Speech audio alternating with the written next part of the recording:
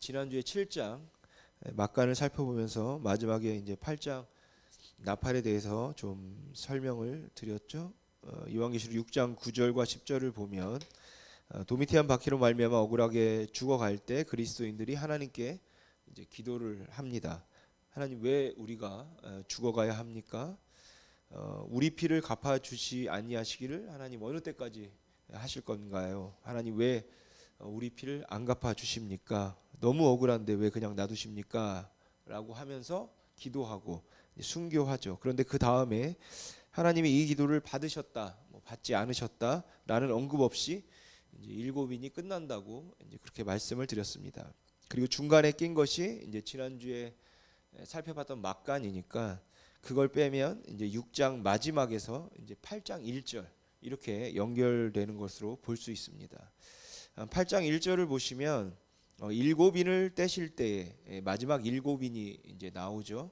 일곱인을 떼실 때에 하늘이 반 시간쯤 고요하더니, 여러분 어떤 분들은 이 반 시간쯤 고요했다는 것을 이제 나팔 재앙이 떨어지는 그 하나님의 심판 앞에서의 폭풍 전야의 잠잠함이다, 이렇게 해석하기도 합니다. 그 일곱 나팔의 내용들이 재앙이니까 이제 그렇게 볼 수도 있다고 생각합니다. 그런데 그것보다는 당시 예루살렘 성전에서 제사장들이 오전에 이제 향을 피우는데 그 시간이 이제 반 시간 동안이었다고 합니다. 그리고 거기에 근거에 이 반 시간이란 말을 이제 가져와 쓴 것이죠. 그러니까 반 시간쯤 고요하더니라는 말을 들을 때에 지금 제사하는구나, 향을 피우는구나 금방 알 수 있겠죠. 그리고 그렇게 될 때 이제 8장 3절 4절에 나오는 금향로와 이제 거기서 향연과 함께 올라가는 성도의 기도, 이거와 문맥적으로 이제 자연스럽게 연결되죠.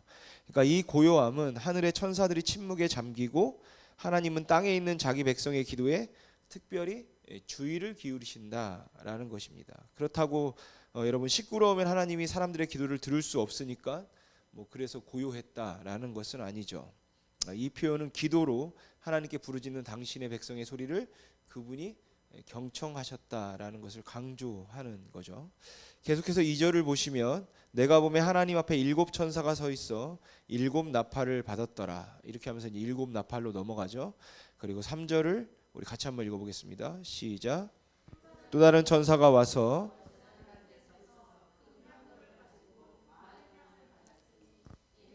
성도의 기도와 합하여 보좌 앞 금 제단에 드리고자 함이라. 아멘. 여러분 또 다른 천사가 와서 제단 곁에 섰다고 합니다. 그러면 8장 3절에 말한 이 제단은 어떤 제단을 말하는 걸까요? 이전에 나왔던 제단일까요? 아니면 또 새로운 제단일까요? 앞에 나왔던 제단이요. 어디에 나왔죠? 6장 9절에 나왔던 그 제단입니다. 6장 9절을 보시면 제단이 있었고 여기에 그리스도인들이 죽어가고 그 밑에 피가 있었습니다. 그리고 8장 3절에 의하면 이 제단 옆에 또 다른 천사가 나타났습니다.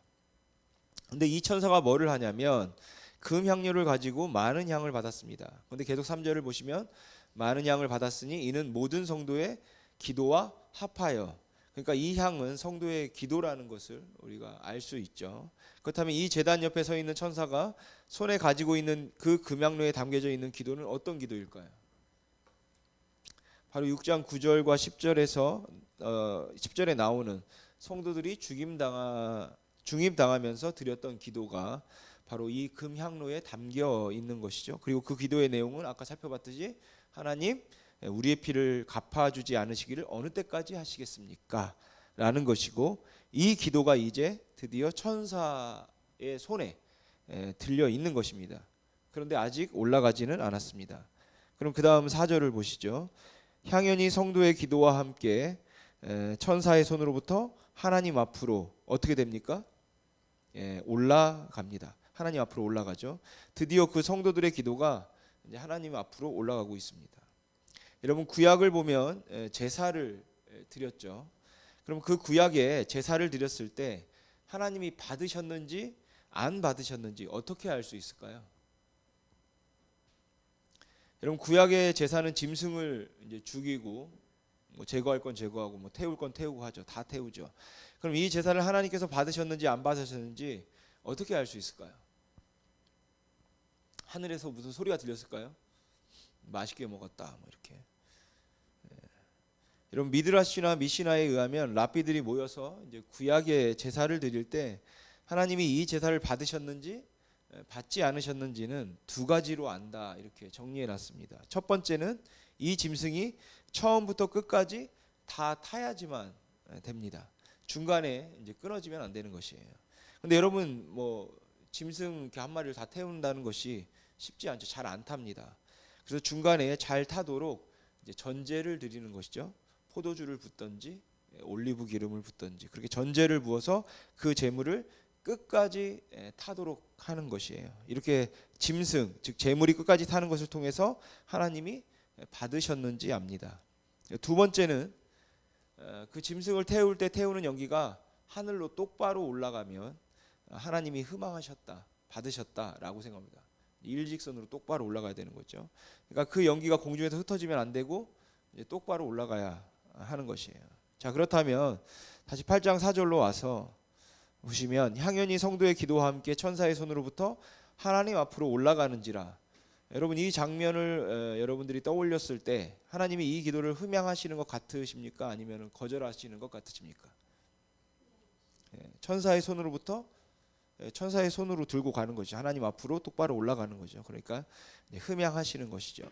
여러분 천사가 성도들의 기도를 담았습니다. 그리고 이제 하나님께로 가지고 올라갔습니다. 그리고 5절이죠. 천사가 향유를 가지고 제단에 불을 담아다가 그러니까 이 천사가 성도들의 기도를 향로에 담아서 하나님의 앞으로 쭉 올라가서 그리고는 그 천사가 제단의 불로 그 기도를 어떻게 하죠? 다 불사지르는 거죠. 제단의 불을 향로에 담았으니까 기도를 불태워서 하나님이 다 흠망하셨다는 뜻이죠. 그리고 어떻게 합니까? 땅에 쏟았습니다. 그 받은 기도를 땅에다 이제 쏟죠. 그리고 시작되는 것이 이제 바로 나팔인 것입니다. 그렇다면 7 나팔이 의미하는 것은 뭘까요? 하나님이 그 죽어가는 성도들의 기도를 받으시고 땅에 부으셨다. 무슨 뜻일까요? 기도에 대한 응답이죠. 하나님의 말씀과 그들이 가진 증거로 말미암아 죽임을 당하는 그 성도들의 기도를 드디어 흠양하시고 그 기도를 땅에다 쏟습니다. 그리고 이로 말미암아 7 나팔이 시작됩니다. 그러니까 7 나팔이 의미하는 것은 그 기도의 응답이기 때문에 하나님의 백성을 박해하는 괴롭히고 핍박하는 자들에 대한 하나님의 징계가 되는 것이죠. 여러분 심판이 아니라 징계입니다. 징계. 비슷하게 보일 수 있지만 심판은 완전히 끝내버리는 거죠. 이제 다시 한번 기회는 없습니다. 그러나 징계는 다시 한번 기회를 주기 위함이죠. 그래서 7 나팔은 하나님의 백성을 괴롭히고 핍박하는 자들에 대한 하나님의 징계다 이렇게 볼 수 있어요. 왜 그렇게 보는지 좀 살펴보죠. 8장 6절을 보시면 7 나팔을 가진 7 나팔을 가진 7 천사가 나팔 불기를 준비하죠. 그리고 첫째 천사가 나팔을 부는데 어떤 일이 일어나냐면 어떤 일이 일어납니까? 피 섞인 우박과 불이 나옵니다. 이어서 둘째 천사가 나팔을 붑니다. 그러자 불붙은 큰 산과 같은 것이 바다에 던져짐에 바다의 3분의 1이 피가 되죠. 여러분 나팔을 하나씩 불 때마다 우박이 떨어지고 불이 떨어지고 강과 바다가 피로 바뀝니다. 어디서 많이 본 것 같지 않습니까? 옛날에 있었던 것 같지 않은가요? 출애굽기 10가지 재앙이죠. 여러분 애굽에 내려졌던 10가지 재앙의 의미는 뭐냐면 하나님의 백성을 괴롭히고 핍박하던 자들의 하나님의 징계입니다. 하나님의 계시, 하나님의 자기 계시도 될 수 있지만 하나님의 징계입니다. 그리고 그게 구약성경 창세기부터 말라기까지 언급되는 수많은 사건 가운데 하나님의 백성을 괴롭히는 자들에 대한 하나님의 징계에 대한 가장 대표적인 예예요. 그 예를 이제 모티브로 가지고 와서 말씀하는 것이죠. 그래서 7 나팔은 하나님의 백성, 그리스도인들을 괴롭히고 핍박하는 자들에 대한 하나님의 징계라고 우리가 말할 수 있는 것이에요. 그걸 염두에 두고 우리가 9장 13절을 보겠습니다. 여섯째 천사가 나팔을 불매 내가 들으니 하나님 앞 금제단 넷불에서 한 음성이 나오죠. 중요한 것은 20절과 21절인데 우리 같이 한번 읽어보겠습니다. 시작.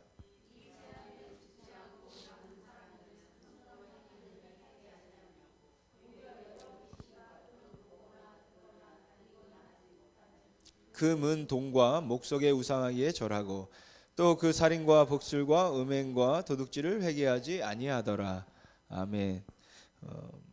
먼저 번에 설명드렸지만 여섯 번째 인과 나팔에서 여섯 번째 거는 막간과 관련된다고 했죠. 오늘 읽은 본문 10장과 11장이 이제 나팔의 막간이 되는데 이제 그거와 이제 관련이 있는 것이죠. 여섯 번째 나팔이. 그래서 하나님께서는 하나님의 백성을 괴롭히고 핍박하는 자들에게 다시 한번 기회를 주시기 위해서 징계를 하셨습니다. 끝내기 위해서가 아니라 그 사람들에게 다시 한번 돌이킬 수 있는, 회개할 수 있는 기회를 주기 위해서 징계를 하셨죠. 근데 20절 21절에 의하면 그렇게 징계한다 할지라도 그 하나님을 대적하고 하나님의 백성을 박해하고 괴롭히고 핍박하는 자들은 돌아오지 않습니다. 회개하지 않아요. 오히려 더 핍박하고 더 괴롭히고 더 죽입니다. 더 우상 숭배하고 더 음란해지고 더 욕심 가운데 더 많은 죄를 범하고 더 하나님을 대적합니다. 여러분, 하나님께서는 하나님의 백성을 괴롭히고 핍박하는 자들도 돌아올 수 있도록 징계를 하셨어요. 깨달아 돌아올 수 있도록. 그러나 아무리 하나님께서 징계하신다 할지라도 그들은 돌이키지 않았다라는 것이 여전히 우상 숭배하고 여전히 하나님의 백성을 비아냥거리고 조롱하고 핍박하고 여전히 음란하고 여전히 죄를 범하고 하나님을 대적합니다. 그렇게 회개하지 않습니다. 그러면 그때 교회가 할 일은 뭘까요? 아무리 하나님께서 은혜를 베푸시고 기회를 준다 할지라도 그들은 들으려 하지 않고 돌이키려 하지도 않고 회개하지 않는 바로 그때 교회가 할 일은 뭘까? 그 답이 오늘 10장입니다. 여러분, 구약에 보면 하나님께서는 이사야 선지자에게 이렇게 말씀하시죠. 이사야야, 내 백성에게 가서 네가 좀 말 좀 해라. 말 좀 전해라. 그러나 그들은 듣지 않을 거다. 너를 핍박할 거다. 너를 거절할 거다. 소도 그 주인을 알지만 내 백성은 주인을 모른다. 그럼 이런 질문할 수 있겠죠. 그럼 왜 갑니까, 하나님? 듣지 않을 건데 왜 저를 보내시나요? 라는 의문이 들지 않겠습니까? 비슷한 상황입니다. 하나님이 그들을 돌이키도록 그들도 돌아올 수 있도록 은혜를 베푸십니다. 징계하세요. 근데 돌이키지 않습니다. 회개하지 않고 여전히 우상 숭배하고 음란하고 심지어 하나님을 대적할 뿐만 아니라 하나님의 백성을 여전히 죽이고 핍박하죠. 그러면 그때 교회가 할 일은 뭘까요? 도미티안 박해 상황에서 여전히 이 세상은 그리스도인과 교회를 핍박하고 죽이고 있습니다. 그러면 그때 교회가 할 일이 뭘까? 도대체 이때 교회가 할 일이 뭔지를 우리가 한번 보겠습니다. 요한계시록 10장 오늘 본문 9절 다시 한번 같이 읽어보겠습니다. 시작. 내가 천사에게 나아가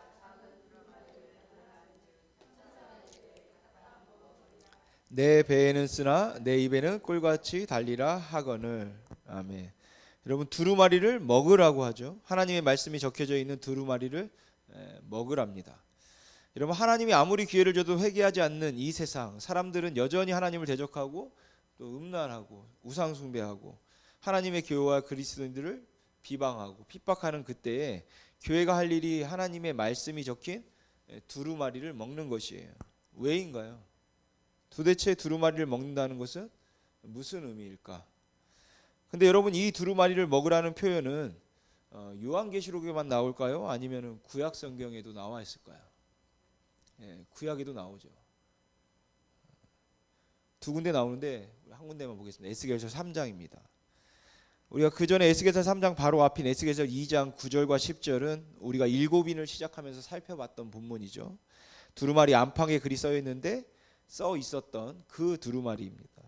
이것이 요한계시록 5장과 이제 관련이 있었죠. 근데 둘이 뭐가 다르냐면 요한계시록에는 두루마리에 적혀 있는 글의 내용이 나오지 않고 에스겔서에는 나와요.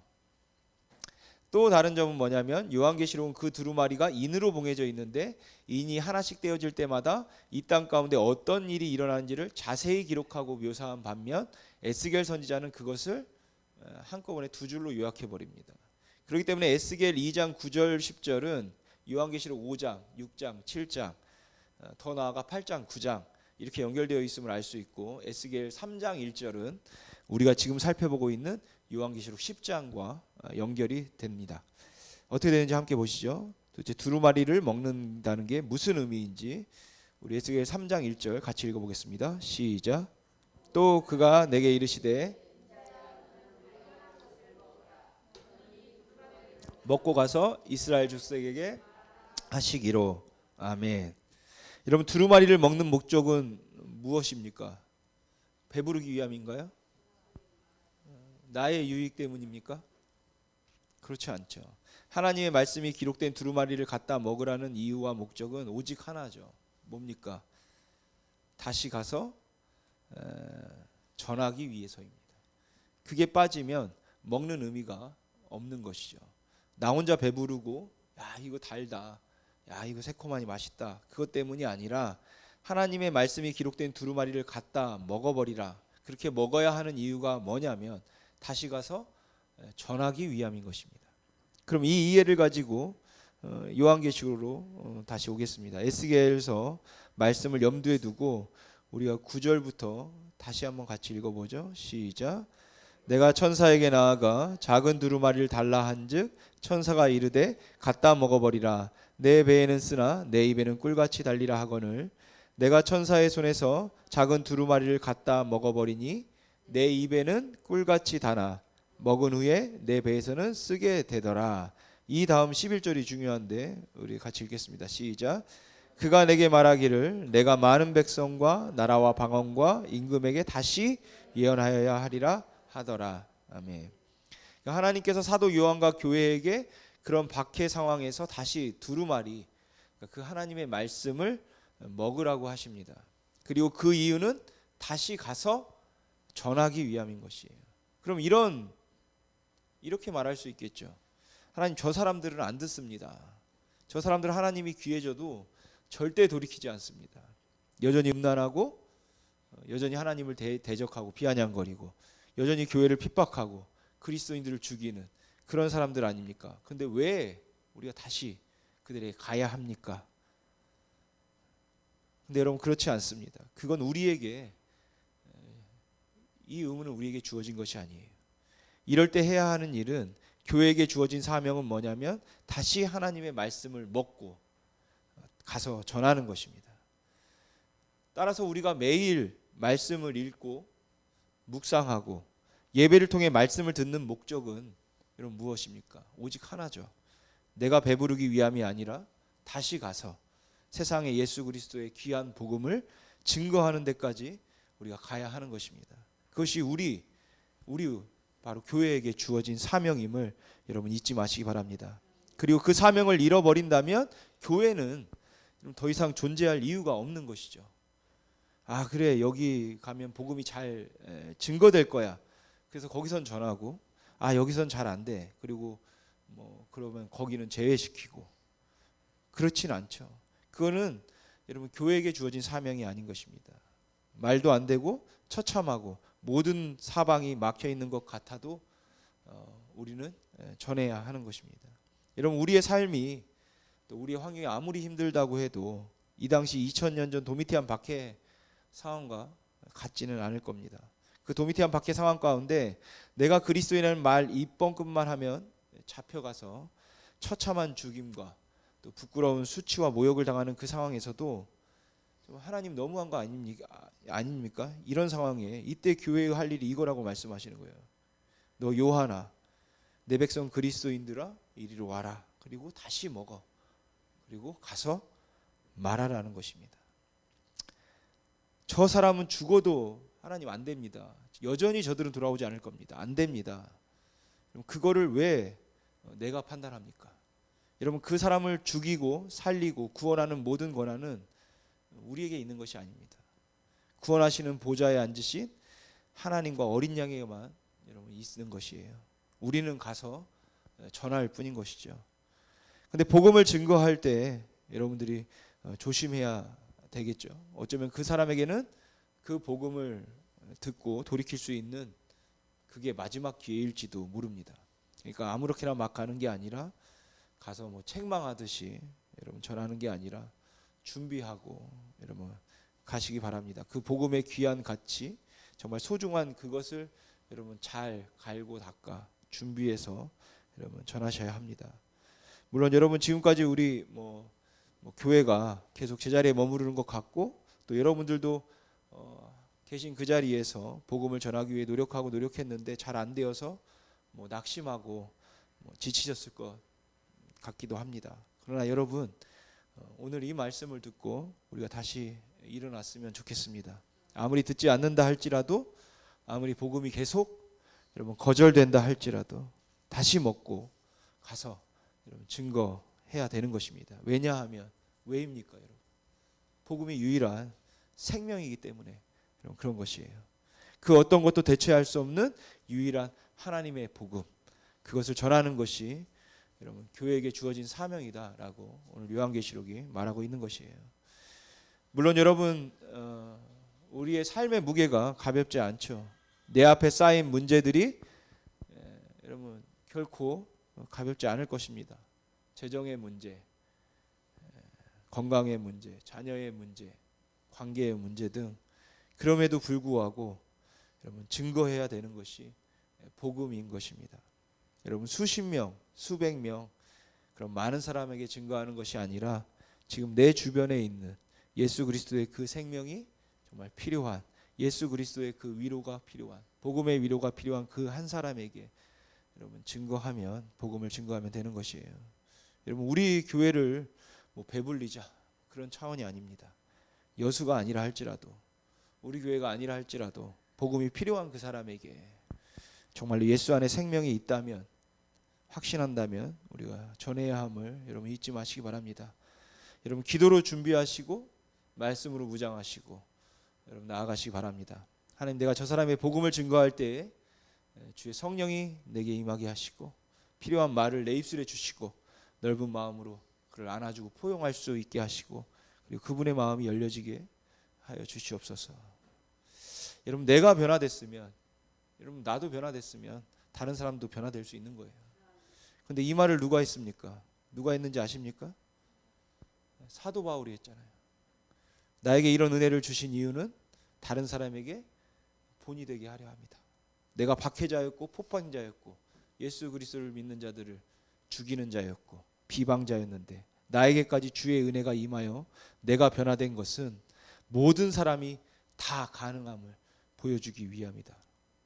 그러니까 여러분 혹시 기도하고 있는 대상이 있다면, 아니면 생각나는 그분을 위해 여러분들이 기도로 준비하시고 예수 그리스도의 복음을 여러분 증거하시기 바랍니다.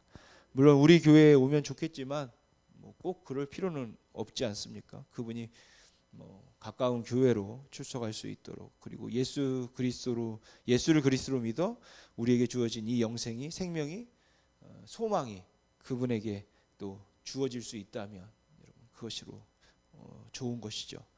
그것이 환난과 인간이 감당할 수 없는 극한 죽음의 공포 상황에서도 이것이 교회에게 주어진 사명이다라고 예수님이 요한계시록을 통해서 오늘 말씀하고 있는 것입니다.